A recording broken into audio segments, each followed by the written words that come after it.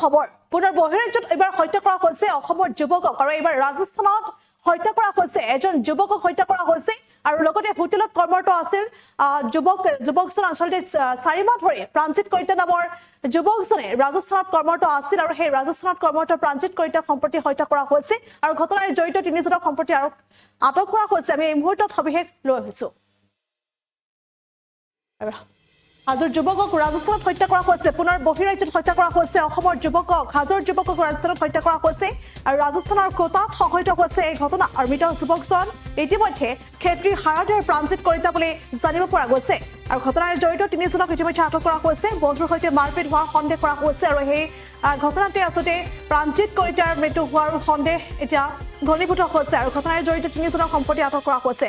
আটকাধীন আটাইকেইজনে হাজোৰে বুলি জানিব পৰা গৈছে আৰু এখন হোটেলত কৰ্মৰত আছিল আটাইকেইজন যুৱক আৰু বিগত 4 মাহ ধৰি ৰাজস্থানতে আছিল প্ৰাঞ্জিত কলিতা নামৰ যুৱকজন আৰু প্ৰাঞ্জিত কলিতাক ৰাজস্থানত এদৰে হত্যা কৰা হৈছে আৰু এই ঘটনাই এতিয়া চাঞ্চল্য সৃষ্টি কৰিছে আৰু মৃত প্ৰাঞ্জিত কলিতাৰ পত্নীৰ লগতে আছে এটি 6 মহীয়া শিশু আৰু সেইজন প্ৰাঞ্জিত কলিতাকে হত্যা কৰা হৈছে আৰু বিগত 4 মাহ ধৰি ৰাজস্থানত ইতিমধ্যে কৰ্মৰত আছিল প্ৰাঞ্জিত কলিতা আৰু ঘটনাৰে জড়িত ইতিমধ্যে 3জনক আটক কৰা হৈছে আৰু সম্প্ৰতি ৰাজস্থানৰ এখন হাস্পতালৰ মৰ্গৰ পৰা পৰিয়ালৰ লোকে স্বগৃহলৈ লৈ আনিছে প্ৰাঞ্জিতৰ মৃতদেহ আৰু মৃতদেহ অনাৰ পাছতে ক্ষেত্ৰী হাৰদিয়াত এতিয়া শোকাকুল পৰিৱেশে বিৰাজ কৰা পৰিলক্ষিত হৈছে। এই মুহূৰ্তত আমি পুনৰ কৈছো এই মুহূৰ্তৰ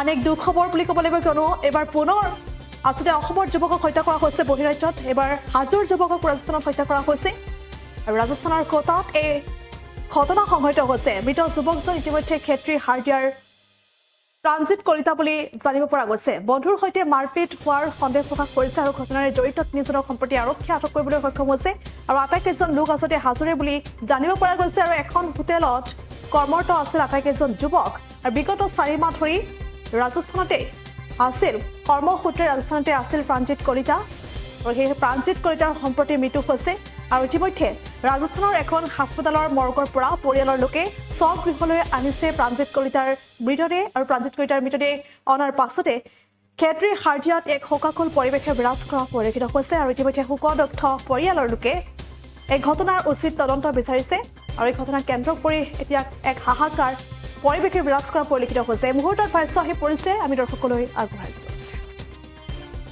হয়তো সঁচাকৈ সেইটো অতি মৰ্মান্তিক ঘটনাই ক'ব গ'লে কাৰণ দাদাই সেই কাজিয়াখনত ইমান গুৰুত্ব দিয়া নাছিলে তাৰ ল'ৰাজনে নিজে আহি অৰ্থাৎ বিশ্ব নামৰ ল'ৰাজনে বৰাদিয়াৰ আহি কিনে ল'ৰাজনে আমাৰ দাদাৰ মূৰত এই চটৰ পানী ঢালি দিছিলে যাৰ ফলত দাদাৰ খং উঠিছিল কিন্তু দাদাই কৈছিলে যে হ'ব দে আমাৰ গাঁৱৰ ওচৰৰ একে গাঁৱৰ ল'ৰা তোকনো কি ক'ম কিন্তু কি কথা সেইটো মই গম নাপালোঁ।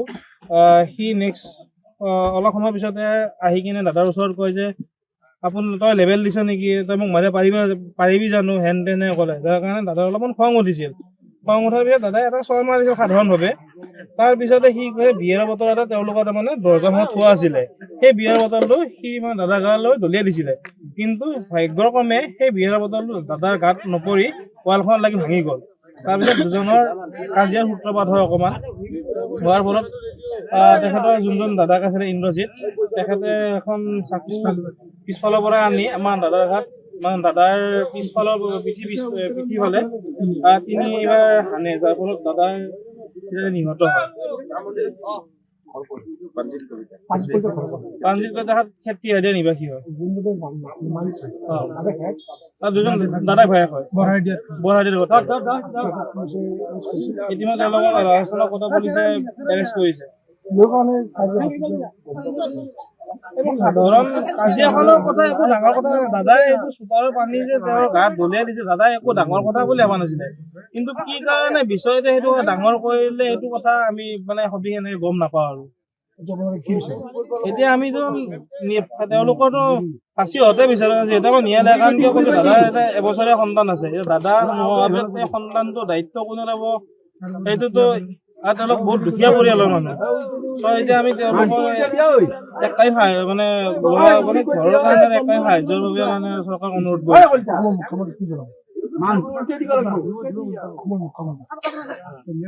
ভনীয়েক যাতে আমাৰ তেখেতৰ বিশেষ যাতে এটা সংস্থাপনৰ কাৰণে যোজা কৰি দিয়ে আৰু তাকে এটা অনুৰোধ কৰিছিল তেখেতক। দুজন মোৰ দাদাই হয়। তেওঁ কৰ্মস্থলৰ কাৰণে ৰাজস্থান গৈছিল। তো 7জন ল'ৰাৰ লগত, এখন গাঁৱৰে ল'ৰা 7জন ল'ৰাৰ লগত কামত কাৰণে গৈছিল। পৰহি ৰাতি আমি ফোন আহিছে তাৰ পৰা, আমাক ফোন কৰিছে দাদাৰ মৃত্যু হোৱা বুলি। বাকী মাদৰ কৰাটো হৈছে, মাদৰ দুজনে কৰিছে, এজন ইংৰাজীত হয়, এজন বিশ্বজিত হয়। ভায়াক বেদাক হয়। পুলিচে আটক কৰিছে। আমাক উচিত ন্যায় লাগে আৰু।